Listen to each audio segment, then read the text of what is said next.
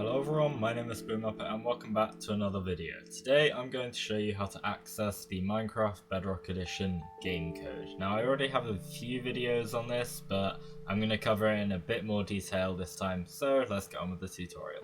First things first, you want to open File Explorer. I'm going to blur out some stuff because, I don't want you guys seeing everything that's on here.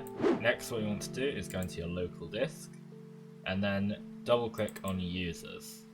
Then you want to click on the file with your name on it, and then app data, local, packages, which is here, Microsoft.Minecraft UWP, then local state, games, com.mojang, and then this brings up a load of stuff that you can choose to do whatever you want with. Personally, the one that I find most useful is probably if I go into Minecraft PE, I can then double click on options, and this one I use quite a lot. If you are having trouble with running the game while recording, then I strongly suggest you change this down to 30. What that will do is limit your frame rate to 30 FPS, and it hardly makes any difference to the human eye. I think the human eye can only see like 24 FPS or something, I don't know.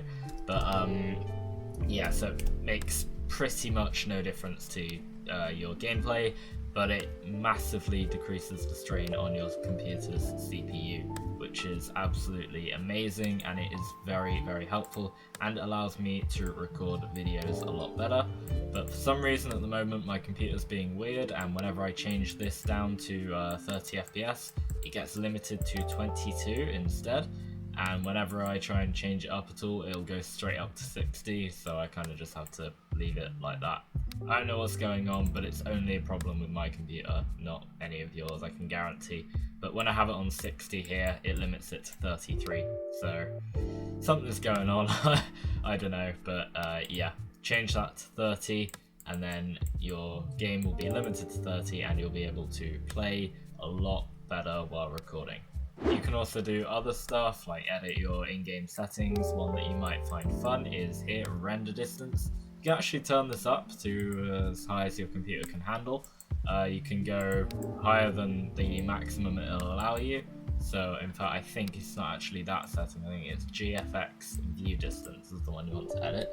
So if I just come over here and I'm gonna say I want it to do 64 chunks of render distance, I think is a decent one, so that's 1024 blocks, I believe. So 1024 divided by 16 is 64, I think, so yeah. And yeah, you can do all sorts. You can change the default player username, which is normally Steve. You can change that to whatever you want. And another one that you might have seen me play around with in a lot of my videos is this right here, chat color code.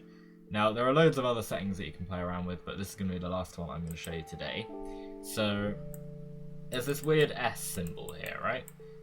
If you put in a character like, so if F is after it, then the chat will be white, okay? However, if you change it to another color, so I'm going to use B as an example here. B is light blue, so that will change my chat to be light blue. But then all the numbers also mean something. I can't remember what all of them mean, but yep, they do, so mess around with that. And if you want to play with no limit to your frame rate, then all you have to do is take this setting here, and you want to change VSync to 0.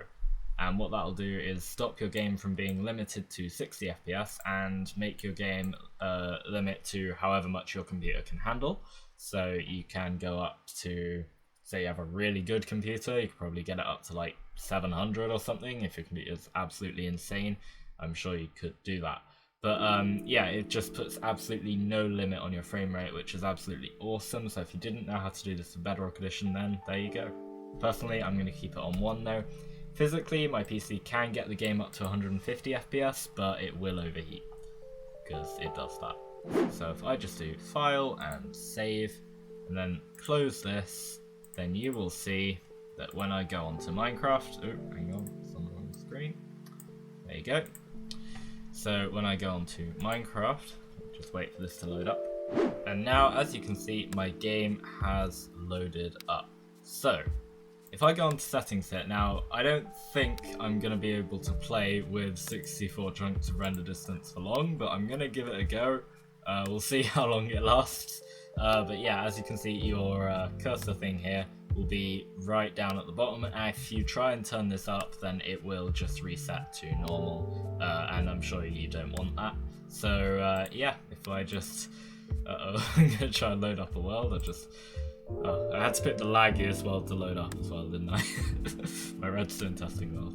Anyway, yeah, so if I just load this up, we'll see how my computer handles. But I'll also show you that the chat color code will be blue, and I'm not sure if I'll be able to show you the frame rate. I don't think that's possible because I use Windows GE Game Bar to look at my frame rate.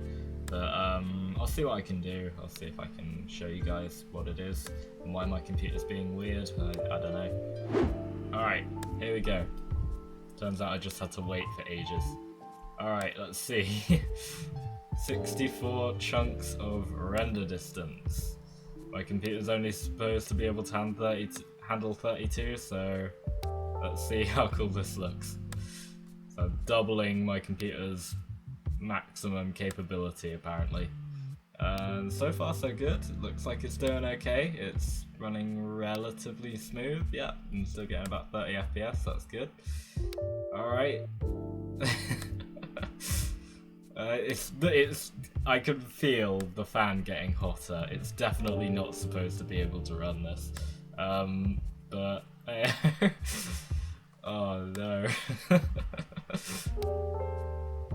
Yeah, so there we go.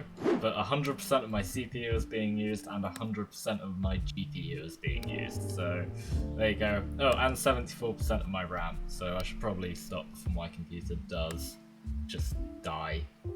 Yeah, I'll just close this. Anyway, that's gonna do it for today. Thank you very much for watching. If you did enjoy it, then please do hit the like button down below. Then if you are brand new as well and haven't already, then do consider subscribing, as it really does help me out a lot more than you might think. Anyway, that's gonna do it for today. Thank you very much for watching, and I'll see you in the next one. Ciao. I'm sorry. I just remembered. A lot of you are probably going to be questioning the background, right? Anyway, it's how much I hate Microsoft Edge. Anyway, yeah, ciao for now. Bye.